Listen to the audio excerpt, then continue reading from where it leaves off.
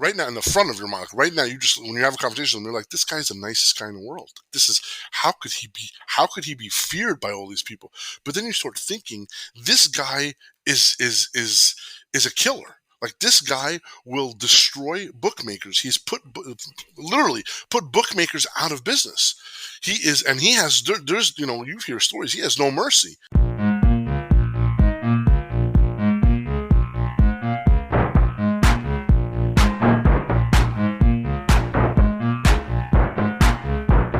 Welcome to another episode of Football Analytics Show. My name is Ed Fang, your host, and my guest on this episode is Spanky. He is a professional sports bettor, and he is the founder of the Bet Bash Conference. Among other things, we talk about what to expect in the Bet Bash in August 2023, and we also talk about the state of sports betting. Football Analytics Show is brought to you by the Power Ranks Sports Betting Newsletter. This is a free service that strives to be three things. 1, valuable. 2, concise. 3, entertaining. Every Saturday, I send out my curated list of sports betting tips and analytics. Recently, my contribution has been baseball strikeout props. This is something I've been feeling really good about and will continue through August. Also, I will be providing a lot of my preseason football content to get you ready for the 2023 football season. To check out this free service, go to thepowerrank.com. That is my site for better sports betting information through data and analytics. Once again, that's thepowerrank.com.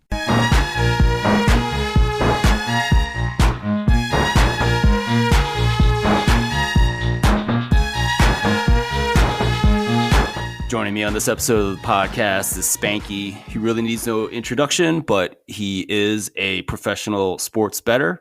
He is the founder of Spank Odds and also the founder of Bet Bash. Spanky, welcome to the show.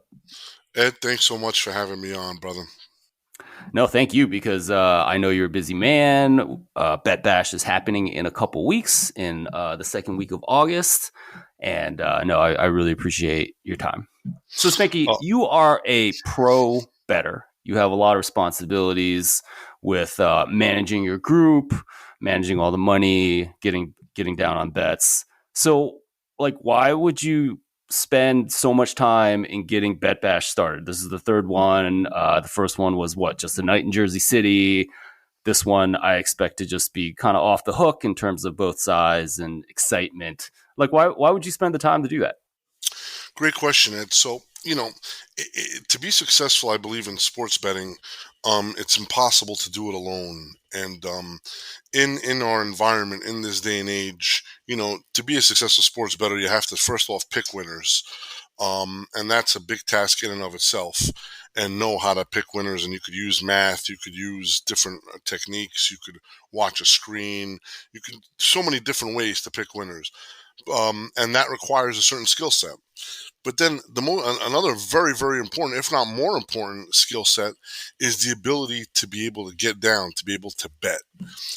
Because you could have the best model in the world. You could be the mathematician off the hook. You could be so smart and pick winners all day long. But if you can't find bookmakers to book your bets, then it's meaningless. So that's another important part of it, is to find ways to be able to get down, to be able to bet at scale.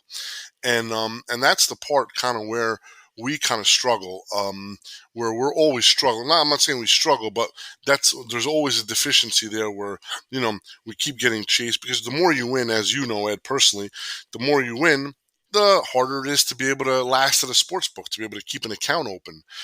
So, and that's the part of Bet Bash where you kind of, I was thinking of trying to bring people together to be able to, out of necessity, I'd love to meet people that to be able to, again, to try to be able to create partnerships, to create those synergies, because I personally can't walk into sports books and say, hey, I'm Spanky, can I have an account? Most people say thanks, but no thanks. So I rely on other people essentially to either beard for me, to be able to get down, or to be able to just work out a strategy so that I can kind of pick the winners, because that's the easy part for us. And then I can use the help and aid of others to be able to bet at scale. Absolutely. So just for people who aren't familiar, what exactly is a beard?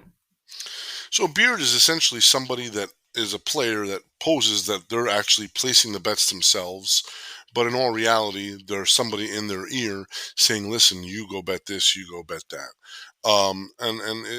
It just to the casino, it looks like somebody that just, hey, I'm just picking my own games, but in all reality, he's being consulted by an expert handicapper or sports bettor on the back end to tell him what to bet. And the best beards, of course, are the ones that start off as losing bettors that then get wizened up. We call them, get the whale gets flipped. You flip that whale, you make it become a shark. Other best beards, of course, are celebrities, because celebrities, usually casinos or sports books, they usually give them carte blanche. So if you could be able to get a celebrity and you could be able to flip them, that's the best kind, because casinos don't, it's hard for them to. It's going to be usually too late until they realize that this celebrity now is wizened up and he's no longer the losing player that we once knew. I'm really glad I asked you this because I guess part of my I kind of thought beard implied that the person was a celebrity, someone of renown, but it sounds like that's not necessarily the case. I can ask my buddy HJ down the street to put down some bets for me, and technically he is a beard. Exactly. Yes, the beard doesn't have to be somebody famous. It just has to be a liaison between you and the sports book, because you personally can't get down. Right. And it's so, a cat and mouse game. The name comes, it's like a cat and mouse game. It's a blackjack card counter or anything. You wear disguises. You wear a fake beard, a fake sunglasses, and all that stuff. Right. It just comes from just disguise. It's the cat and mouse game that, unfortunately, in this day and age, we have to play with these places. So. You talk about famous people being good beards, obviously, because the books don't want to cut them off.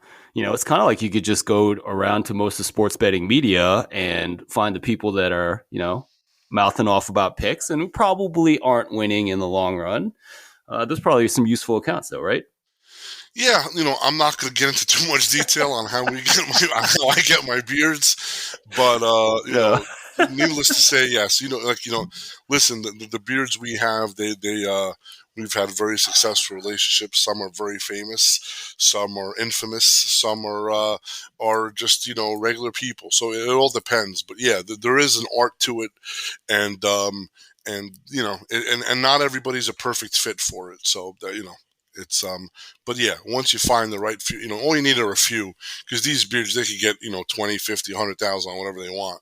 And once you kind of get a couple of those, you don't really, but you can never rest on your laurels. You have to keep pretending like that's your last out, and you have to psychologically just keep going and pushing, because all these accounts there's always a time, there's always going to be a timer on them, and they're always going to expire eventually, because sports books, they're not in the business to lose money, and they're not in the business, once they realize that, hey, listen, I can't take this anymore. No matter who it is, they could be the best celebrity or the most high-end person to last, and they'll show them the door. So, for sure, I think Bob Voulgaris on your podcast, former famous, well, he was a famous NBA bettor. I mean, I think he talked on your podcast about how the best beards were poker players that couldn't bet sports to save their life, right? And so they would, they'd be betting these large amounts on sports and losing, and then winning with Bob's bets, right? And then it all kind of canceled out, and maybe that prolongs the longevity of the account. Absolutely. Poker players in general are mostly degenerate. Sorry for all the poker players listening, but that's just that's traditionally, that's how it is. They find an edge in poker, but they just can't help themselves in other games. So yeah, poker players are usually they make good beards, and absolutely. And Bob, has really fine tuned in his heyday on how to utilize beards to the best of his ability. So. Absolutely. So Spanky, Bet Bash started out as one night in Jersey City. I believe that was 2 summers ago. It expanded to the Circa in Las Vegas. I believe that was a 2 or 3 day event over Final Four weekend. Things got a lot bigger, and now I believe the timing of, well, it's in August, and it is even more days. So yeah, give us a sense for if someone's interested in coming to Bet Bash, what happens, what they can get out of it, so on and so forth. Yeah, so Bet Bash, when we had our first Bet Bash, Ed, and I remember you coming, you were there, got there a little late, if I recall, but it was that one night in Jersey City, and it was right kind of to the tail end of COVID, the pandemic, and everyone wanted to just, we all had an itch to kind of get together and socialize in person, and have some drinks, make some friends, talk sports betting. This is what we all love, and this is what kind of is the common bond between all of us. And the only complaint I had about that first Bet Bash, besides it being so hot, is that it was just too short. It was just a one night thing.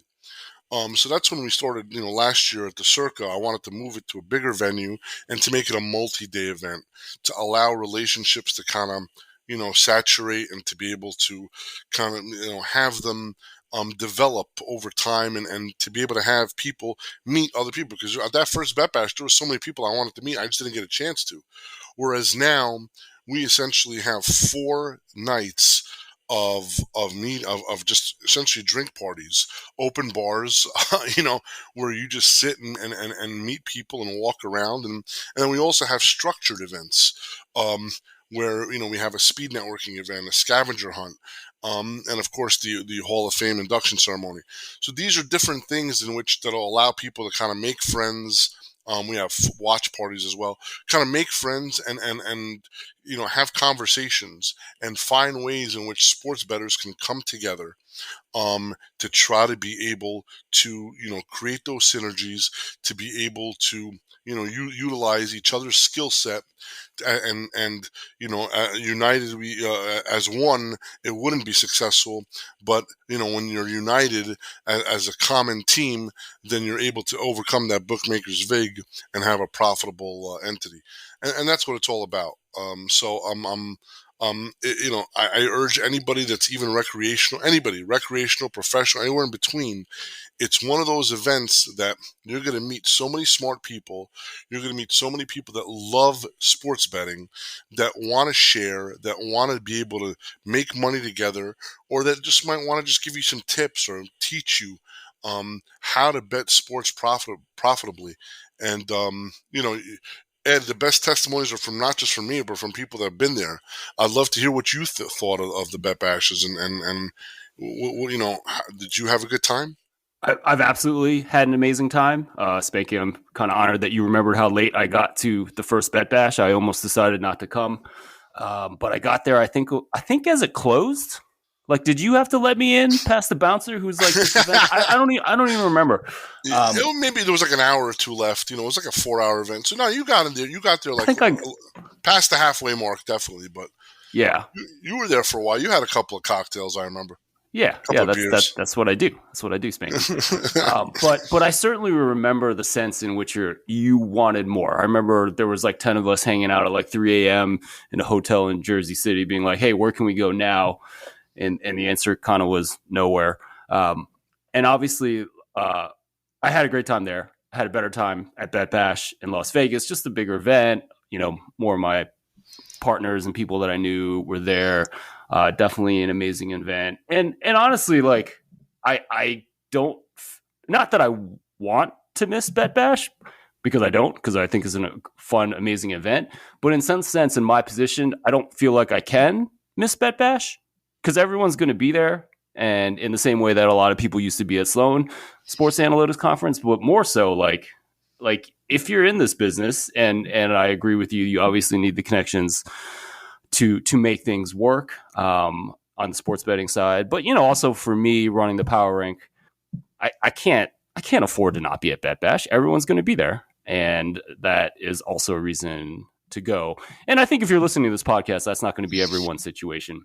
I think it's probably more important to focus on the fun that you have, the people that you meet, and So I mean, I definitely appreciate the work that you've put into this. Yeah, you mentioned Sloan. Sloan, and that's where we met, Ed, at Sloan, and That's right. Sloan was the sports bettors that used to go to Sloan. It just kept dwindling and dwindling every year, but there was still that little sliver. But it's not sports betting focused. There's that small little slice of sports bettors that show up. Yeah. And I wanted to make that small slice the entire pie.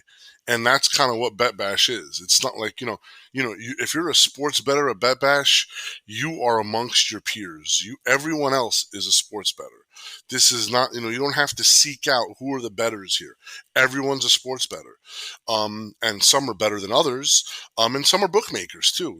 That's another thing. I wanted to make sure that bookmakers showed up that are able to interact and kind of get feedback and from their clients. So there's bookmakers, sports bettors, media, regulators, and the who's who of anything that's involved in sports betting. I wanted to bring everybody together, have one giant party, and that's what it's all about. And you're right. It's you don't want to miss it because there's just too many people that are going to be there.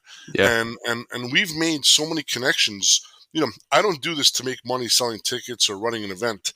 Matter of fact, I'm probably going to lose money this Bet Bash, but it's not about that because we make really, really good earn on the connections that we made. We've met people that have made us money, and that's what it's all about. The more, all you need, I always tell everybody, oh man, the price, I don't know if I can afford this ticket price. If you make just one good connection out of a conference, it's worth everything.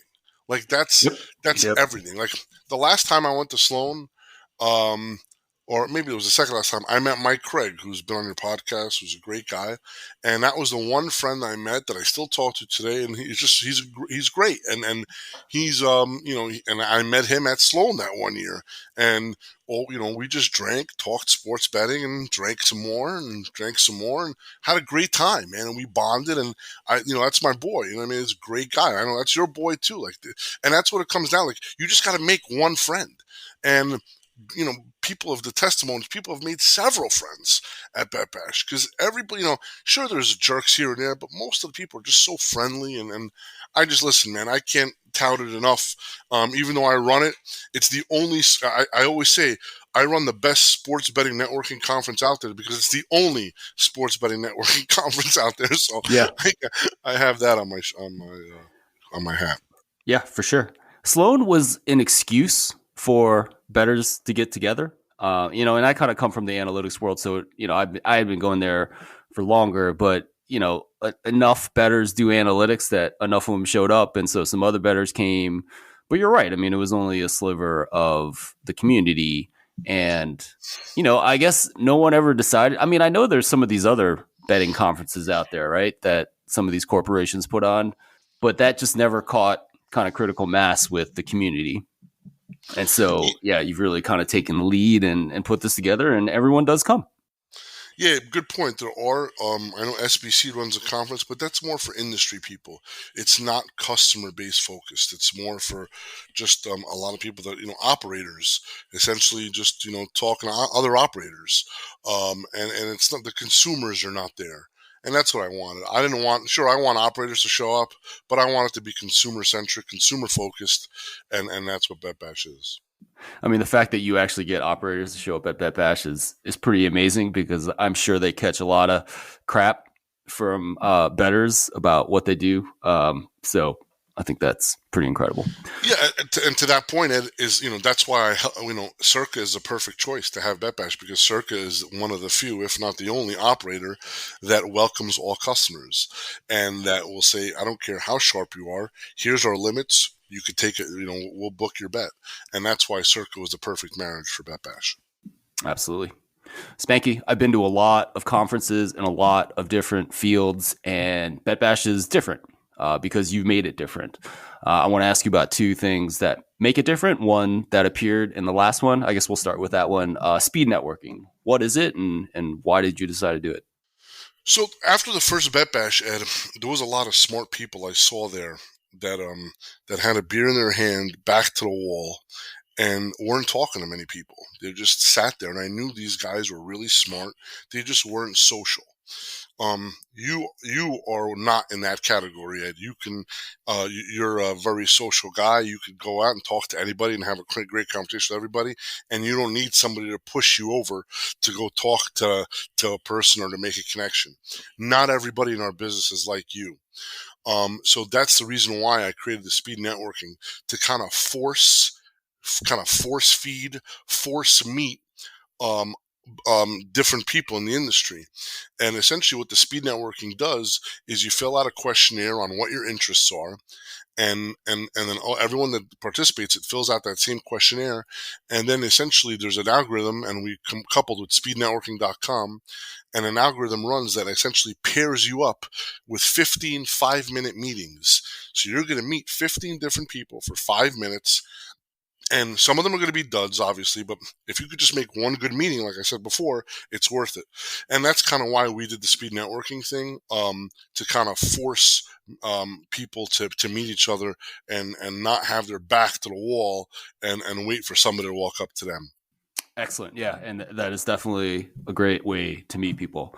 Spanky, you did not sit on your laurels in terms of kind of innovating at this conference. So when I look at the schedule, I see downtown Las Vegas scavenger hunt. I've never been on a scavenger hunt at a conference. So what's this all about? So we wanted to kind of do something different, like you said, and this is something in which, most sports bettors that I know like to play games, or they like to solve puzzles. And what this does is essentially it's a game, it's a competitive game. There's cash prizes, and it's pretty much solving a big puzzle, a giant puzzle where it's in downtown Las Vegas. We're going to be asked certain questions, try to find different things, take certain pictures at certain locations, and be the first team to be able to do it in a timely manner. And then you'll get cash, and you'll get a nice prize as a team. Again, this is another team building event. It's going to be 6 or 7 people to a team. So again, this kind of and the teams will be randomized. So this again forces people to not just have these 5-minute meetings as the speed networking, but it forces people to interact with each other and solve problems together. Because if I can solve a problem on a scavenger hunt with you, and we worked good together, who knows? Maybe when we get back into the real world, in the sports betting world, and you have a skill and I have a skill, maybe that could translate to us maybe doing business together, or maybe not. Or maybe I'm on a certain team with this on the scavenger hunt, and I see that I really like how this guy operates. I think he would really do good with my buddy Mike. Let me introduce him to Mike. Stuff like that.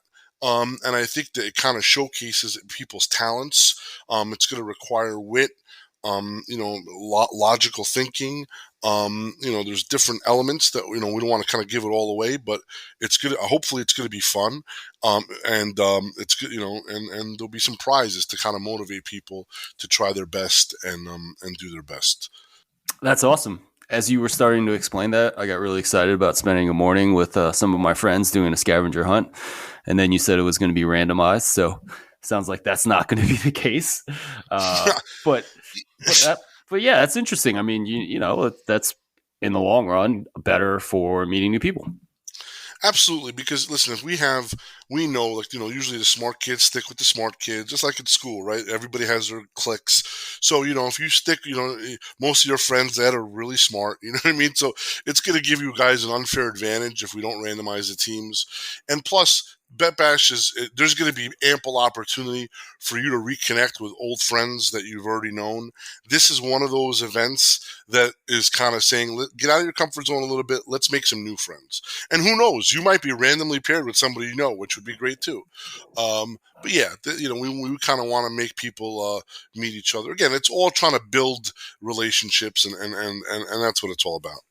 Awesome. So what are the 20 grand in prizes for the scavenger hunt?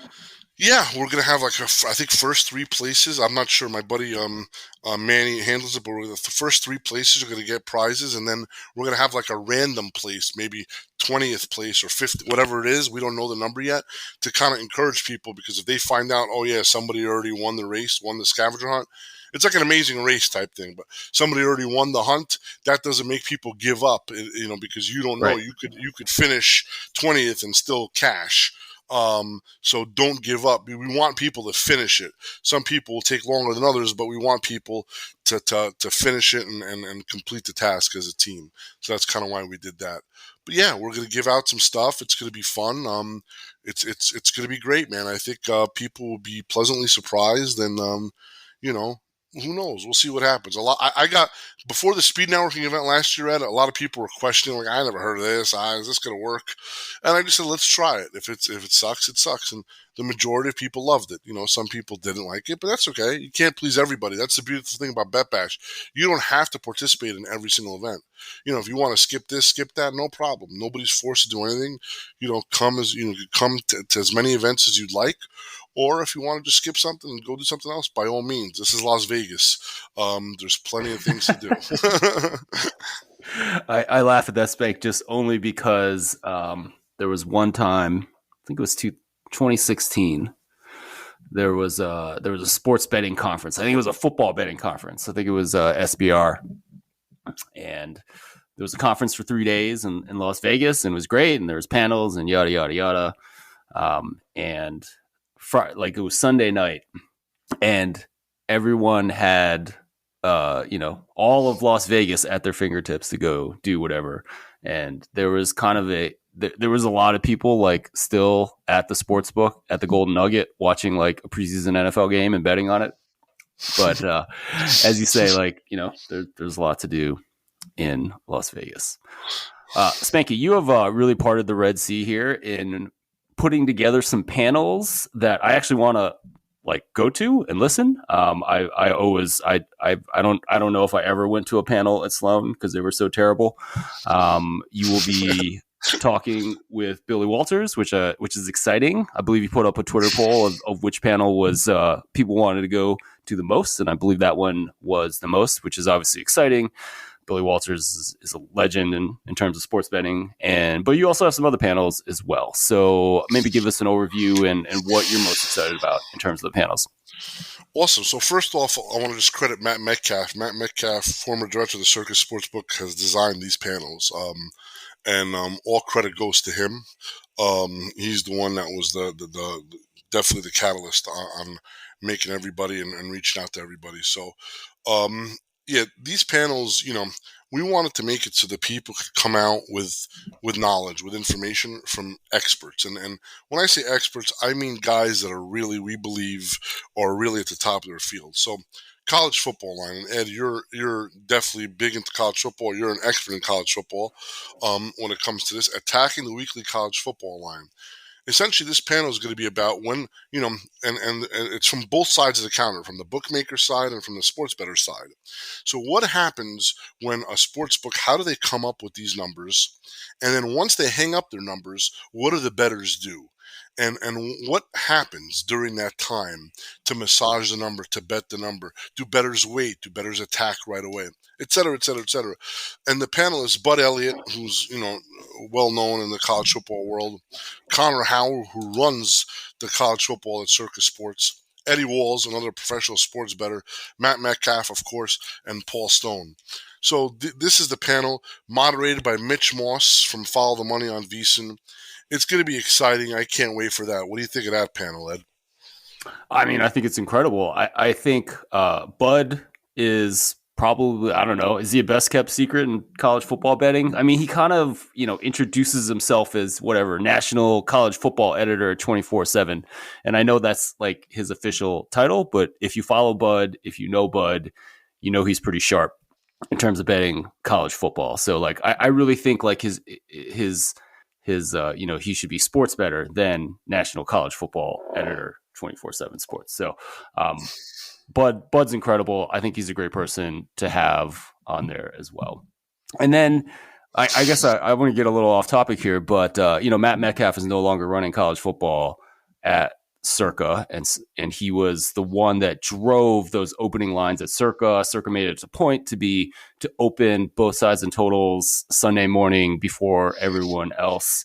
Connor Howard has pretty big shoes to fill here, right? Absolutely, 100%. He definitely has big shoes, and that'll probably they'll definitely talk about that. But listen, Circa's not going to put somebody in the chair that they don't believe that if they don't believe that they can handle themselves, and and again, Connor might run the college football, but the whole Circa team. Chris Bennett, of course, taking over for Matt Metcalf. He's obviously has his eyes on everything, And listen, the Circa is, those limits are very aggressive. They're very good at what they do, and you know, I'm gonna love hearing this. Like this is a panel I'm looking forward to too, Ed, because you got guys that Eddie Walls till this day still does this whole thing by pen and paper.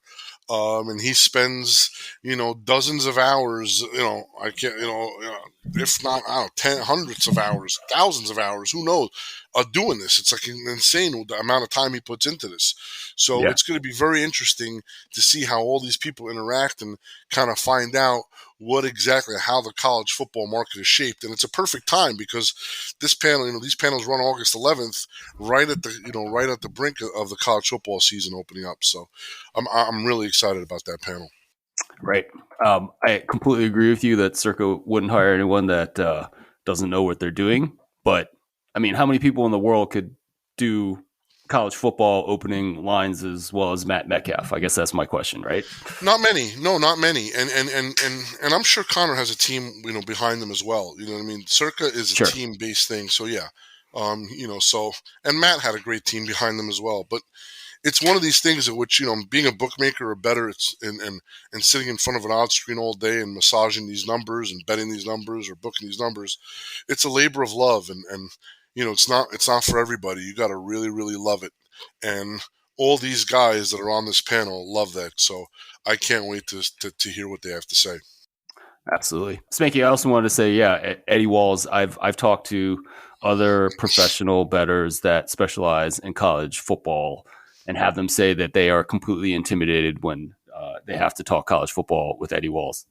And like I think the last message I got from him on Twitter was like, I think it was early July, and he was like, "Yeah, I just want like just every Sunbelt team has to be like muscle memory. I have to know every Sunbelt team by July 1st." I was like, "What? That's insane." So, anyways, he's obviously knows what he's talking about, and that's going to be a great panel. Let's talk really quick about your talk with Billy Walters. I presume he's going to be talking about the book that's coming out. When's the book coming out? Well, book's coming out August 22nd. He'll definitely be talking about the book, but what I'm going to do, Billy Walters, Brett Musburger interviewed Billy Walters recently. That was a great interview, the second go around. I'm going to be coming at Billy Walters from a sports bettor standpoint, from a professional sports bettor standpoint, and I'm going to ask him questions again on what I want to be answered.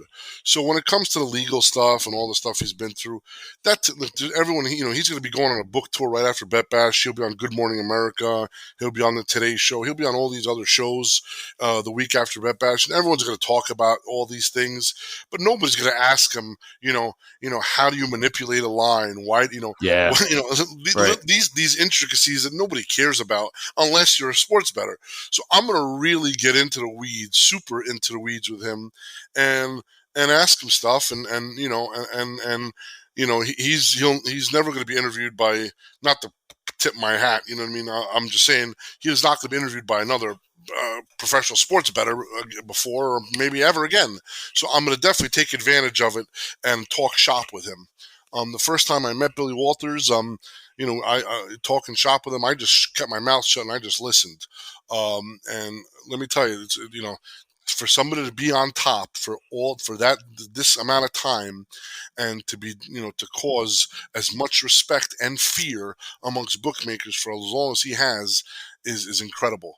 And I cannot wait to hear some of the answers on the questions that I have ready for him. That's awesome. Do you have a copy of the book already? I do not. I was promised an advanced copy, but I have not gotten one yet. But I'm not sure if we'll see what happens. All right. Yeah, I'm super excited to read it. Obviously, there's going to be a lot of good stories in there and a lot of insights for sports bettors. I mean, I guess I just kind of wonder how much of the book is going to be the legal stuff with Phil and all that versus his craft stuff that you would be interested in, I would be interested in. I mean, I guess we're interested in everything, right? But like the craft of sports betting, right? Yeah, he says everything he knows about sports betting is going to be in that book. That's what he told me. So I think the craft is definitely, but see, the thing is, and I even told him, I'm like, Billy, everything you know about sports betting, your biggest asset is your personality. Because Billy Walters, if you think about it, when you've never, once you meet him, Ed, you'll understand. When you have a conversation with this guy, in the back of your mind, you're like, right now, in the front of your mind, like right now, when you have a conversation with him, you're like, this guy's the nicest guy in the world. This is how could he be feared by all these people? But then you start thinking, this guy is a killer. Like, this guy will destroy bookmakers. He's literally put bookmakers out of business. He is, and he has. There's, you hear stories. He has no mercy. It's funny how you look at somebody from a personal standpoint, they're the best guys. He's very philanthropist, very good in charities. But when it comes to sports betting, when it comes to his business, he is the shark of sharks. Like, there is nobody that can come close to this guy, and it's kind of intimidating, to be honest. You know what I mean? Like, Yeah, for sure. it's just, because your guard is fully down because he's such a Right. nice guy. Interesting. Yeah. I mean, you've talked before about how it's not actually a good idea to put sports books out of business, right? There has to be a relationship between the bettor and the sports books. Oh, So, 100%. 100%. But see, the people, the sports books that he put out of business are the ones that refuse to do business with him. That's the thing. oh, So, Spanky, let's shift gears a little bit. I wanted to ask you about the state of sports betting. It's July 2023, and some of the public books are being more and more aggressive with their limits and limiting sharp bettors. You can still, at least last time I checked, make a decent bet on Caesars, but I'm not really sure where else that you can. So, in terms of like, are these public corporate sports books ever going to give winners a chance? well, honestly, I think that, in my opinion, in order to differentiate yourselves from the big giants like the FanDuel and DraftKings of the world, what else can you do? Like, you're not going to you don't have a bigger marketing budget than them. You're not going to be able to get market share based on, running ads against DraftKings. It just won't. It's throwing money down the toilet. So the only way you could differentiate yourself, I believe, is in product, and you want to do something different than what they're doing. And what is something different that very few people are doing is essentially accepting all customers. Like, I always told Circa this, and I'll tell anybody this that's trying to get into the business and that has talented bookmakers. I would have an ad campaign where, you just put in the DraftKings limits or the FanDuel limits, $4.37. And essentially your ad is based on what they do wrong, where you'll never be able to, we'll never insult you this way. No matter who you are, you can always have a decent pop. And I think that's, in my opinion, the way to go. I don't know what the future holds, but I would hope that things would change and the tide would turn for sports books to actually figure out that if they just took a sliver of that marketing budget and hired talented bookmakers, that it might serve them better. That's my opinion. Yeah, I mean that certainly makes a lot of sense. We've talked about it, and certainly Circa is doing a great job. But they're not in Michigan yet. I know they want to be, but it hasn't quite gotten here yet. I remember, I think Captain Jack talking about last fall we were going to see some more of these sharp sports books come along that would actually take a decent bet. I don't know if any of them have come along yet. So, I mean, how long? I mean, I think it all makes sense, right? But when are we kind of going to see this in action? Well, I think when people are sick of showing losses on their balance sheets and realizing, okay, we're trying to, now we got to try to make money here. And I think that, again, I think that the minute that somebody important gets limited or kicked out is when a national attention is going to happen. And again, it could be a politician's son or a nephew or somebody that should never have been limited, that he got limited, and then all of a sudden, why the hell are you? My son can only bet $5.37. What is this? You have a license in the state to operate, and the governor's son just got limited. Once something like that happens, I think that's when people are going to start taking notice, and because usually people don't do anything unless it affects them personally. And again, Ed, better than anybody, but a lot of these people they get limited incorrectly. Yes. And that's the thing. Like, I remember one story. One year, some guy, it was opening day, and he bet the Yankees minus 220, I think, at DraftKings, and I think they went to like minus 280. The next day, and he just wanted to bet the Yankees opening day because he's a Yankee fan. And DraftKings like, oh my god, and they cut him down and they cut his limits, and it's like, After a single bet. After one bet, are you out of your mind? Like, this guy, he's a Yankee fan. Like, what are you doing? So I just think that, again, hiring these professional seekers to try to look for sharp sports betting seekers to try to limit them. Professional limiters, we should call them. I think that it's so much better. Sure, it will be cost more money, but it's so much better in the long run to actually hire professional bookmakers that are able to take a pop and that are able to utilize that information accordingly. Absolutely. I really hope that's coming along. You make a good point about, DraftKings is killing their own business. If they're really going to legitimately limit someone after a single bet, like, that Yankee fan is probably a long-time loser, right? So 100%. You're cutting you're slicing your own head off. You spend all this stuff on marketing to get that customer, to get the Yankee fan that wants to lay whatever on opening day and is going to probably keep betting the Yankees no matter what the price is. Exactly. I've kind of heard more stories about 8 or 10 bets, right? And they have all their metrics about, whatever this, whether this person is sharp or not. But if you have enough new customers and you look at them after 10 bets, there's going to be a bunch of long-time losers that have closing line value in 9 out of those 10 bets, right? Exactly. And then, you're just killing yourself, right? And there's so many stories about accounts that are down that get limited, and I don't know. It's I just at some point I don't expect DraftKings to ever be a kind of book that takes big bets, right? I mean, let's not expect that, but at some point they have to be we're cutting off long-time losers.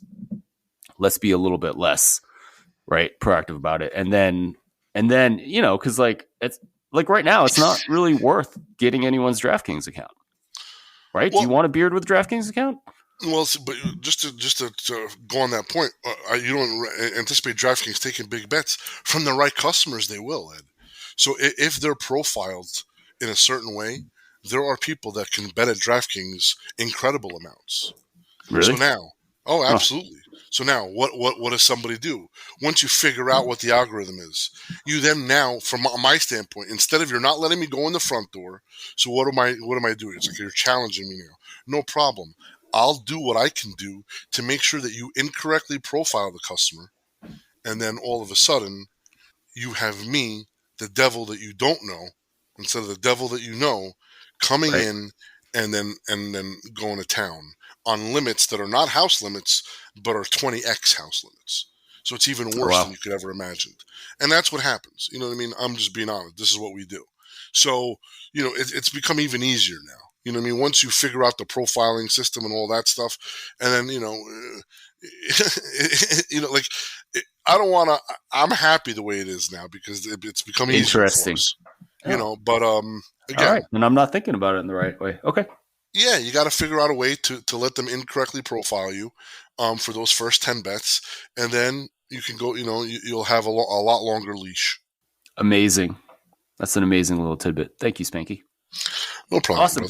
Before I let you go, you have started Spank Odds. Tell us about this odds screen, what differentiates it from everything else, and where people can get it. SpankOdds.com. By the way, if you want to get tickets to BetBash, betbash.co. SpankOdds.com, free software. You just sign up, and you'll be able to you'll get a link to download the software. Essentially, it's an odds screen that shows you all the odds from all the sports books all around the world.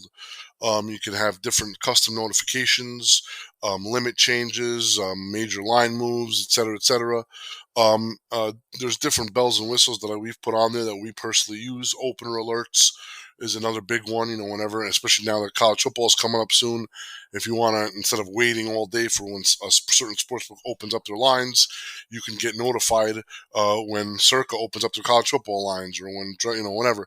So little things like this, give it a shot. It's free until it's not. Spankodds.com. It's a labor of love. We use it internally. I'm not charging anything. Gotten a lot of rave reviews about it. A lot of people love it. A lot of the industry bookmakers are using it, both domestic and offshore. And I think you'll be pleased with it. That's awesome. I mean, kind of what was your, I mean, I think I remember some tweets about like, hey, I'm just going to make this. I have the software. I just need to clean it up and put it out there. Again, is it part of making these relationships? Yeah, making the relationships, but also Spankodds is one of those, it's one of those things that we use internally, Ed.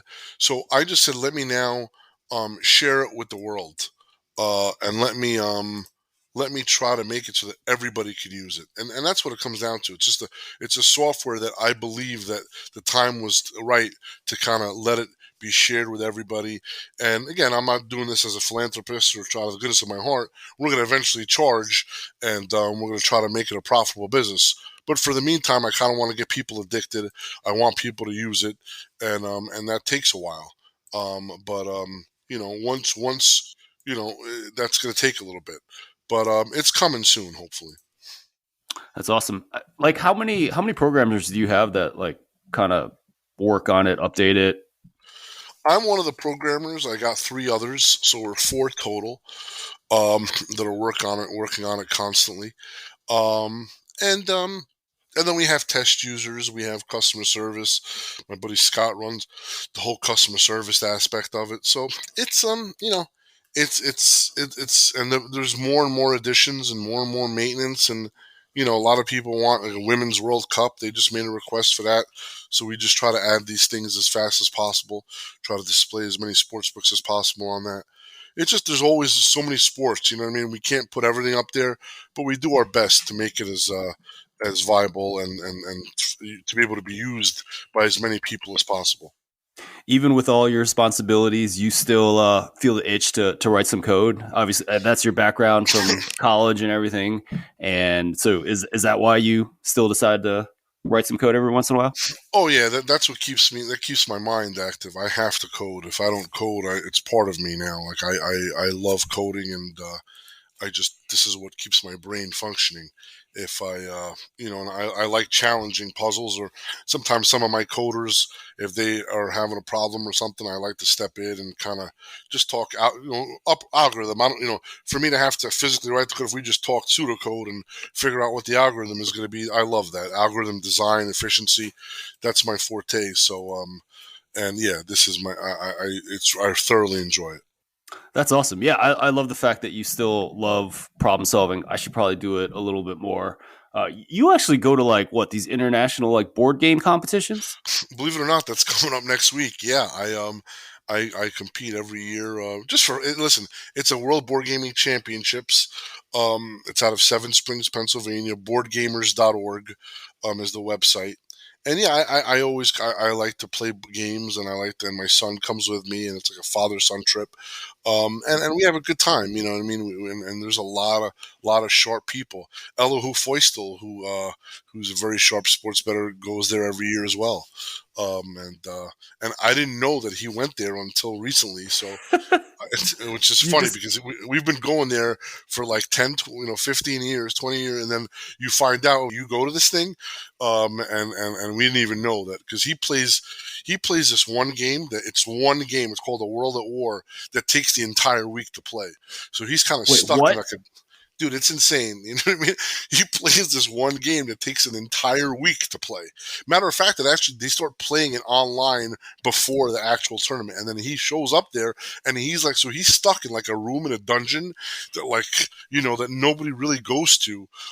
That's why I never kind of ran into him because I just never knew that he was there. So, but yeah, he's really big into that game, and he's really good at it.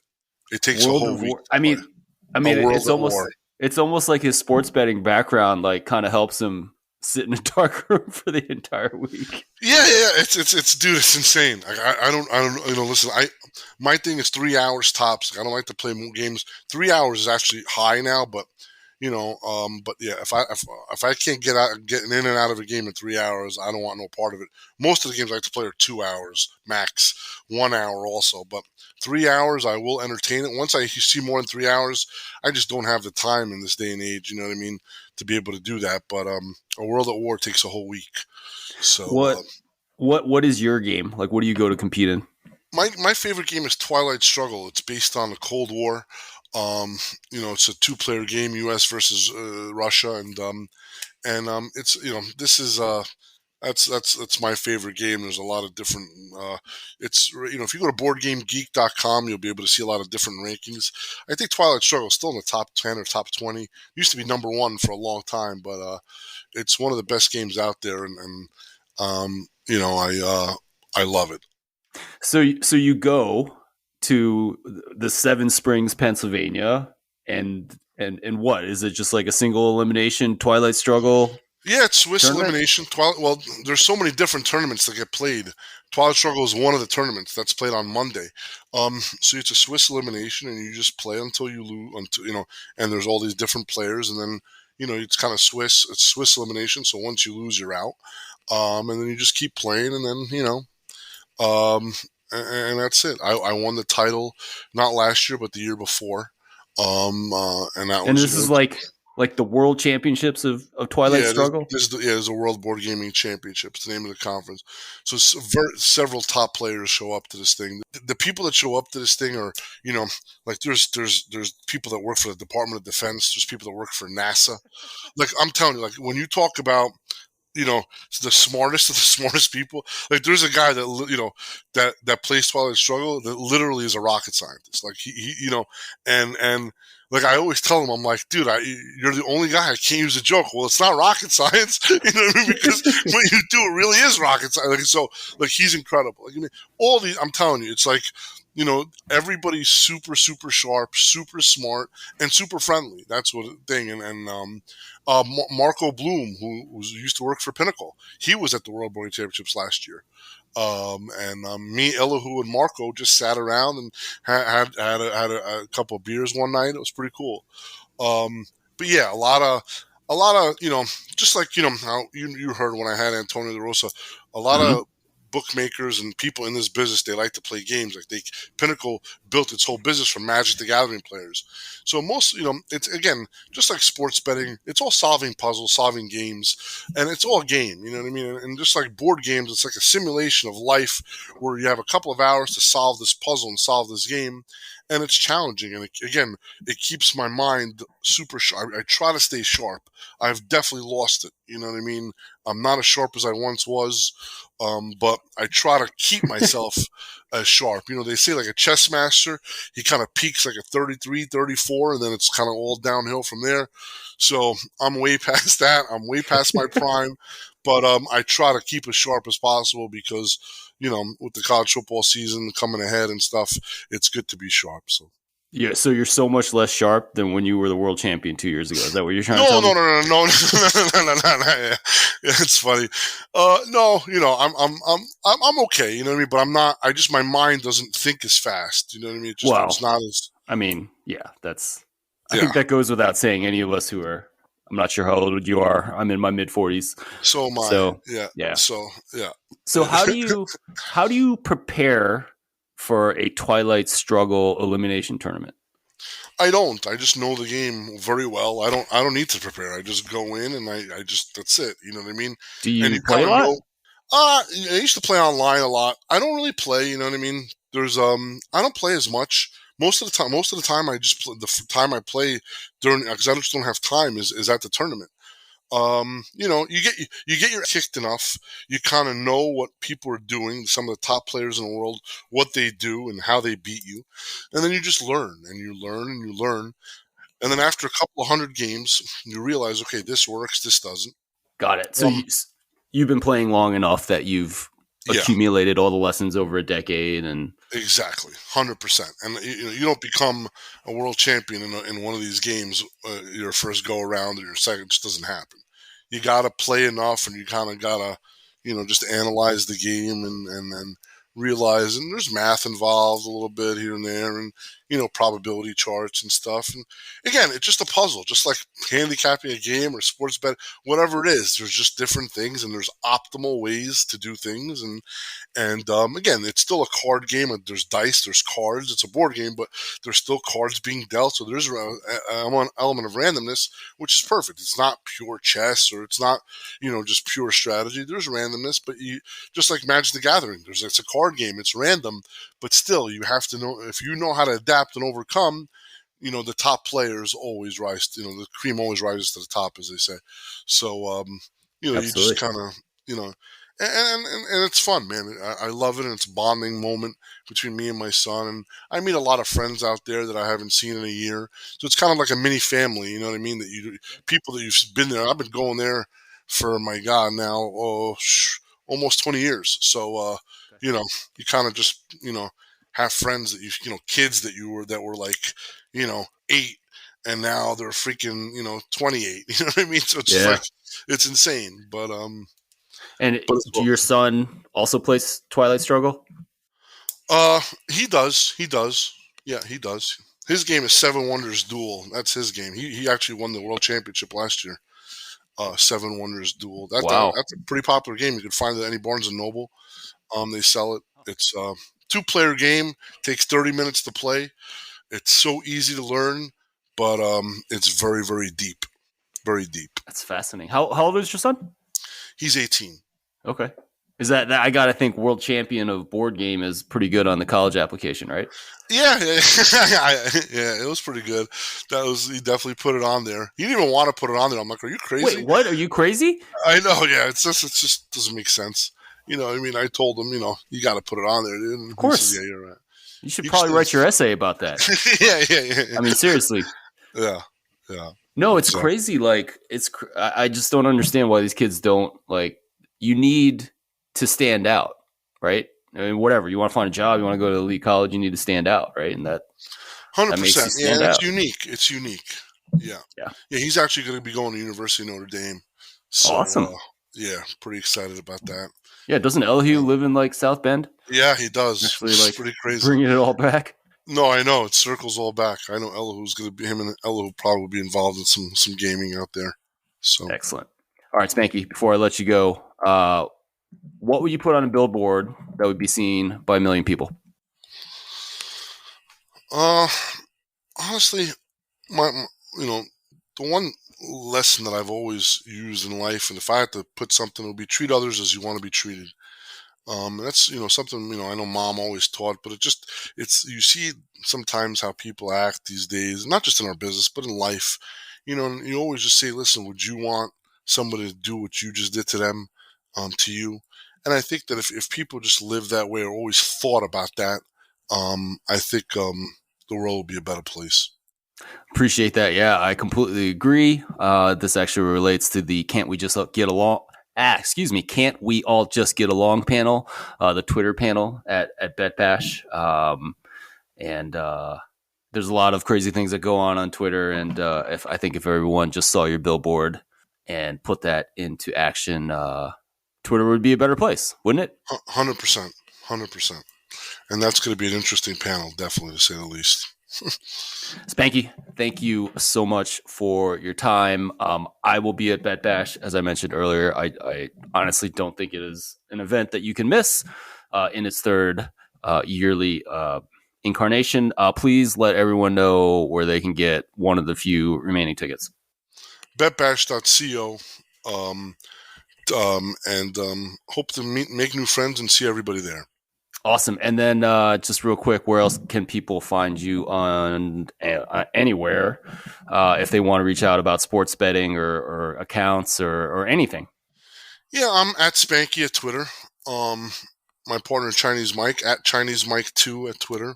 You can reach out to him if you want to become our betting partner and make money together. Again, at bet_bash. And at Spank Odds on Twitter, and looking forward to it. I can't wait. We're gonna have a Sports Gambling Hall of Fame this year. We didn't really get to touch on that, but it's gonna be super exciting. And yeah, Yeah, it's going to be great, man. It's going to be fun. Well, tell us about that real quick, Spanky. I'm sorry I forgot to put that on my list of questions. No, don't worry about it. No, it's cool. It's good. We're started a Hall of Fame. It's going to be housed inside the Circus Sportsbook. And it's going to be it's a Sports Gambling Hall of Fame. There's going to be 10 inductees, 5 living, 5 in memoriam. Billy Walters is going to be one of the inductees, and you can't have a Sports Gambling Hall of Fame, I believe, without Billy Walters as a part of it. So it's going to be a good time. We're going to have a nice 4-course dinner, and we're going to have just a great celebration and kind of building this. Guys that have come and paved the way, for our industry to be able to do what we do on both sides of the counter. So I can't wait to celebrate that, and I'm really, really excited about that. Will you be showing up in a black tie attire? I actually absolutely will, yes. I will be in a tuxedo, look like a penguin, and can't wait. Can you show up in a white tuxedo to like a black tie event? Is that like... Yeah, is maybe. That allowed? I don't know. I guess so, as long as the tie is black, right? It's black tie. Okay. I don't know. I honestly have no idea, man. The rules of etiquette, and I am not the kind of guy to ask about that. Ed. It's way out of my soapbox here. But wait, but this is your conference, and I know that you can listen. Yeah, but that's like we put a black tie. So you got to look up is a white tux classified as black tie? No, I'm asking you. Oh, I don't know. That you can ask Google. No. But I don't really care what the internet says. If I show up in a white tux, are you going to kick me out? Absolutely not. And you can show you. I can't wait to see you, bud. That's all that matters. Well, I can't wait to see you as well. And Spanky, thank you again for your time. Thank you, Ed. Appreciate it, brother.